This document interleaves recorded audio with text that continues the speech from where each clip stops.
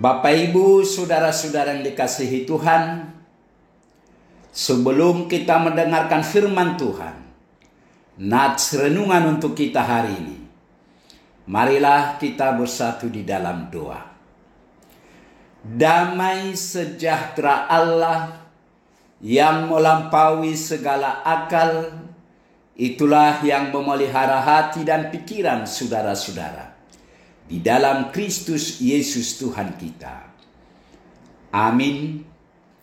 Bapak, Ibu, saudara-saudara yang dikasihi Tuhan, firman Tuhan nats renungan untuk kita hari ini, Kamis tanggal 2 Januari 2025, sesuai dengan Almanak HKBP, tertulis dalam kitab Roma, pasal yang kelima ayat 5. Roma 5 ayat 5. Dan pengharapan tidak mengecewakan, karena kasih Allah telah dicurahkan di dalam hati kita oleh Roh Kudus yang telah dikaruniakan kepada kita. Dan pengharapan tidak mengecewakan, karena kasih Allah telah dicurahkan di dalam hati kita oleh Roh Kudus yang telah dikaruniakan kepada kita. Demikian firman Tuhan. Pengharapan tidak mengecewakan. Saudara-saudara yang dikasihi Tuhan, sungguh menggembirakan berkat kasih karunia Tuhan yang senantiasa menyertai kita. Kita dapat memasuki tahun baru ini. Selamat tahun baru adalah sambutan yang mewahana di kalangan setiap insan, terlebih-lebih bagi insan yang percaya kepada Yesus Kristus yang menyelamatkan umat manusia. Dengan pasti banyak berkat Tuhan telah kita terima selama ini, terutama sepanjang tahun 2024 lalu. Oleh karena itu, patut kita syukuri dengan menaikkan pujian bagi Tuhan Yesus, Raja Gereja. Hari ini adalah hari yang baru bagi kita, awal tahun 2025. Sebagai rasa syukur kita kepada Tuhan yang memberi hari yang baru, marilah kita membuka tahun baru ini dengan beribadah kepada Tuhan sebagai awal di dalam memulai segala aktivitas kita tahun 2025 ini. Sehubungan dengan itu, sungguh indah firman Tuhan menyapa kita mengawali tahun baru ini lewat seruan Rasul Paulus kepada jemaat Roma, mengatakan kita tetap berpengharapan kepada Tuhan, sebab pengharapan kepada Tuhan tidak pernah mengecewakan. Karena itu berharaplah hanya kepada Tuhan, jangan mengharap kepada dunia di tahun 2025 ini.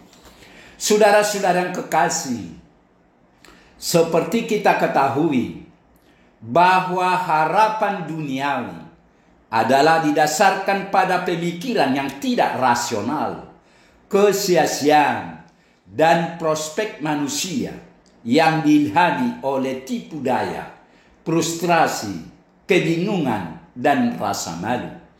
Namun harapan Kristen kepada Tuhan didasarkan pada prinsip yang sama sekali berbeda, yang berakar pada kebaikan Tuhan, yang dapat dipercaya, dan janji-janjinya penuh kasih karunia dari Bapa Sorgawi kita. Harapan Kristen berpusat pada firman Tuhan yang tidak pernah gagal, dan banyak janji-janjinya yang berharga, yang semuanya adalah ya dan amin di dalam Kristus Yesus Tuhan kita.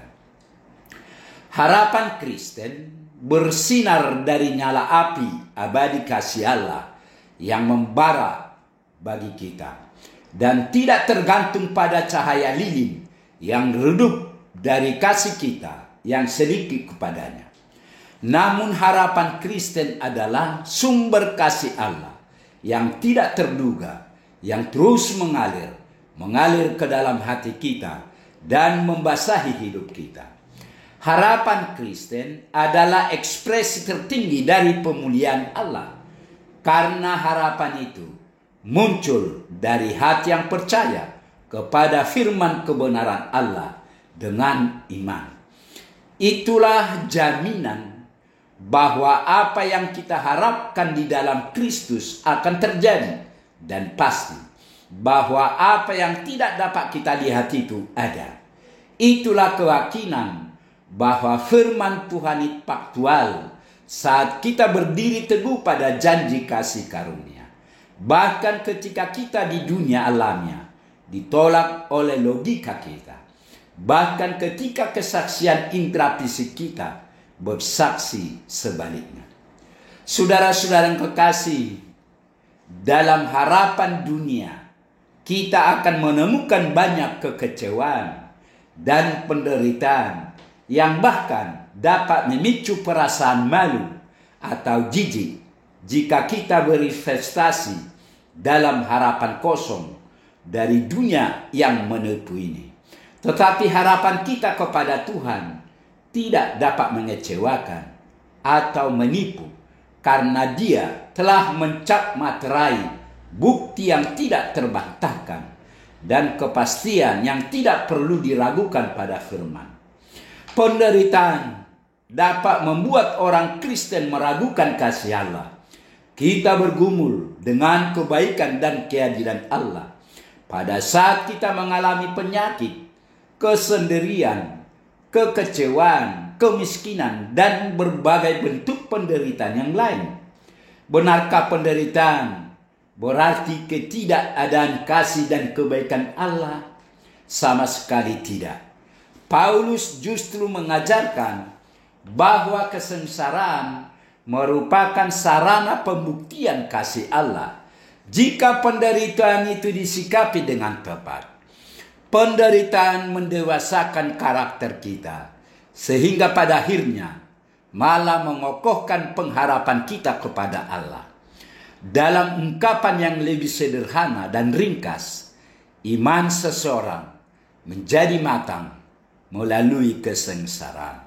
Intinya, harapan yang kita miliki di dalam Kristus tidak akan pernah mengecewakan atau mempermalukan kita. Apapun yang mungkin harus kita hadapi, karena Allah telah mencurahkan kasih-Nya yang berlimpah dan melimpah ke dalam hati kita. Dan kasih itu tetap tersegel di sana sampai pada hari Kristus Yesus. Kasih itu terus-menerus diisi ulang dan dipupuk oleh Roh Kudus yang penuh kasih. Amin. Marilah kita berdoa. Tuhan Allah Bapa di surga, Bapa yang kami kenal dan kami sembah hanya di dalam nama Yesus Kristus. Puji syukur, terima kasih Tuhan atas kasih setia Tuhan, sehingga kami boleh tiba di awal tahun 2025 ini dengan sehat walafiat dan tidak kurang sesuatu pun.